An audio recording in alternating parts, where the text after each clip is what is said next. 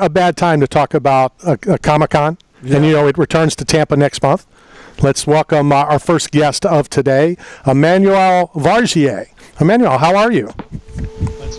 I'm great. How are you? Not too bad. We appreciate your time. So next month, August the 23rd to the 25th, the Tampa Bay Comic Convention. Have you been to Tampa before?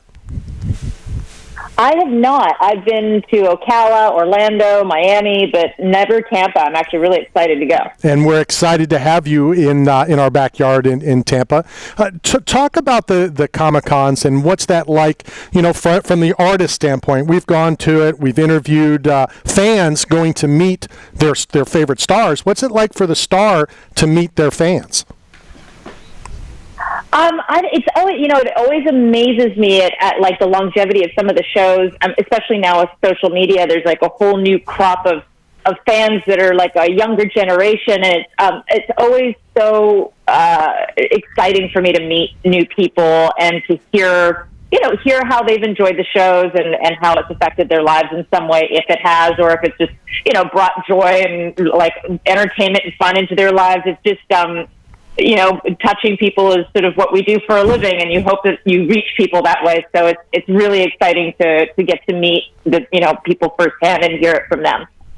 Emmanuelle, how much of these extracurricular things that have you done throughout your career, where it's not just about the acting, it's about reaching out, like you said, to the fans, but also creating more fans through these different platforms? Over the years, like now with the boom of social media over the past, 10, 15 years, things have really changed because you can reach so many more people so easily and have a rapport with your fans. So I think that's changed the landscape and made it more accessible for us and also for our audience to communicate and get to know us better and just sort of get a closer connection to the shows that they watch. I also, sorry, Randy, I also I'm sure there's it's not marketing, but also like networking opportunities for you too, because you're there, the Marvel movie guys are there, the DC movie guys are there. Do you go around and kind of make the rounds and introduce yourself to a bunch of those producers? No. I think that's the last thing they want is like, hey, right. Looking for a job. No. If we meet those people, you run into those people, great.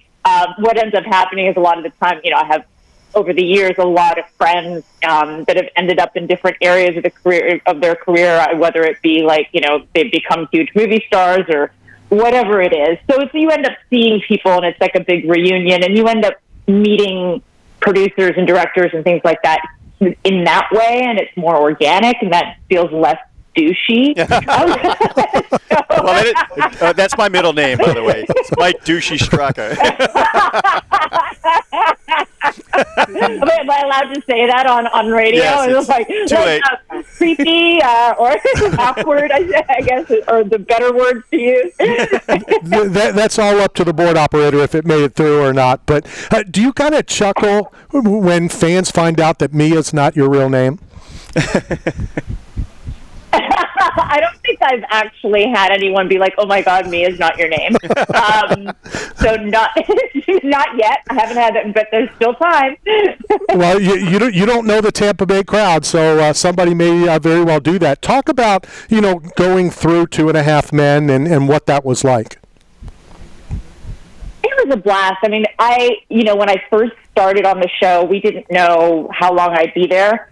It was sort of a wait and see kind of situation. They kind of tell you maybe 1 to 3 episodes. We're not sure in case you suck and they want to get rid of you. So that's sort of how it started. And I thought for sure the first episode, I was like, I'm so getting fired because I was terrified. I'd never done live audience stuff before. So I was just scared. But then Charlie said to me one day, he's like, they're not here because they hate us and want to heckle us. They're here because they love the show. Yep. They're like, if you screw up, it's fun. It's it's not a big deal. And I was like, oh, okay. That kind of changed things for me in my head for whatever reason. And then after that, I started to enjoy the process instead of dreading it. It was just new to me. So yeah, and then it was like every week, it was just you go and laugh and have fun. A great crew, a great cast. It just, it holds a very special place in my heart. How much did you know about the show beforehand? Because if you knew much about the show and you're playing Charlie's girlfriend, I'm sure that kind of figured this might not last long. Well, what was funny is I had seen billboards of this it was like the second season of the show, and I guess it was like the number one show on television. Yep. I didn't this sounds ridiculous, but I didn't really know that because I didn't watch the show. I was like, whatever, yeah, sure, Charlie Sheen has a show. And then I auditioned for it, and probably good that I didn't know because I probably would have been a lot more nervous going in. And I got it, and then I started hearing everybody was like, "It's a huge show, it's such a big deal," and I was like, "Uh-oh!" And then that's when I got nervous. I better not screw this up. Sure. I had the opportunity to jump off the balcony. I walked up the stairs. I'm not going to give away, the set and stuff, but I did walk up the stairs and start to take the left. It was pretty cool being on the set, becoming a fan of the show after. My dad used to watch it all the time. He's like, "You got to watch the show. You got to watch the show." And then I finally watched it. Did you watch it after your run? It's on basically every channel that exists, yes, so it's hard to miss it if you have cable. I don't watch the show on a regular basis, no, if that's what you mean. But like if it's on, it's just like such a funny show. I mean, it's easy to have on, and just you don't need to really. I don't know. I will watch it if it's on. Let's Emmanuelle, put it that way. I got you. As a veteran of the show, you said you started in the second episode.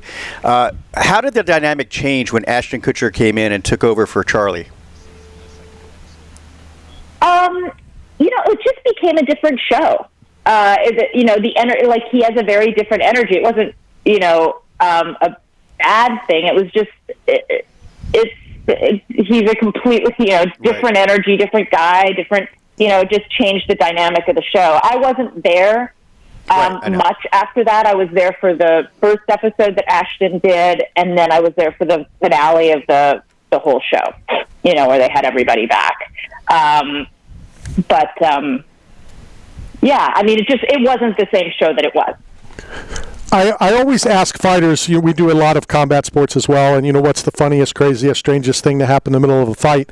What's the craziest, funniest, strangest thing that ever happened to you in the middle of a scene or in the middle of, while you were doing while you are doing what you're doing?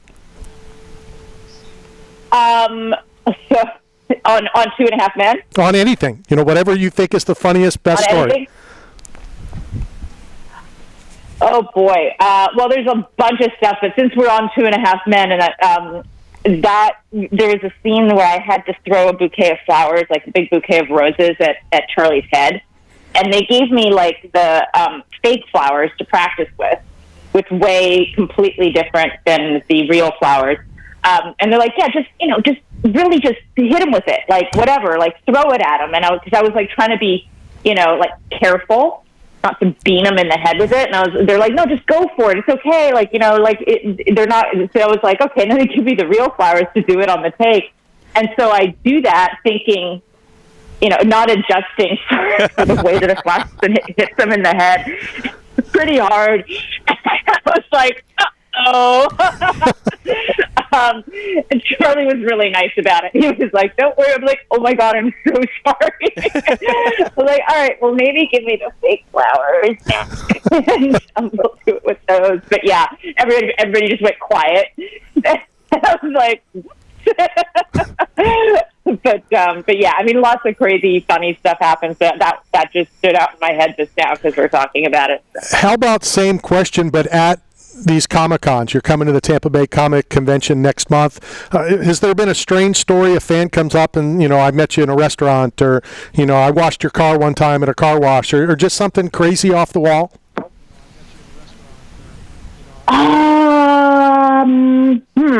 Oh my gosh. I can't think of anything.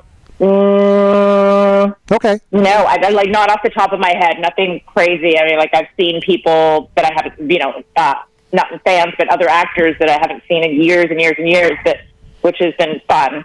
Fans coming dressed up as certain characters is really cool. I'm always impressed by people's creativity. Yeah, for sure. I've been an entertainment reporter for a long time, and I covered a lot of galas and a lot of balls. And I was very heartened, and I'm sorry I didn't know this previously before researching you for the show, but the fluff ball is something near and dear to your heart, and it benefits that organizations that help animals around the world. And you created this thing and you spearheaded it. How's that been going, and are you continuing doing it?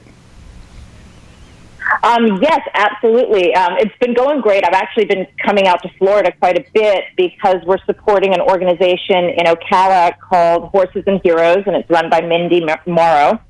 And what she does is she runs a horsemanship program for young girls who live at or below the poverty line, and it teaches them accountability and just got skills in communication and workmanship and all that stuff.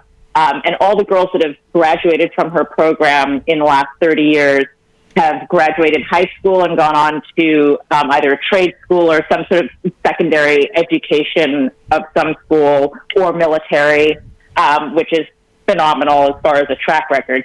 And all the horses there are retired horses or rescues that they take care of and live out their life on the farm. So it's a wonderful organization. And we're really proud to be supporting that.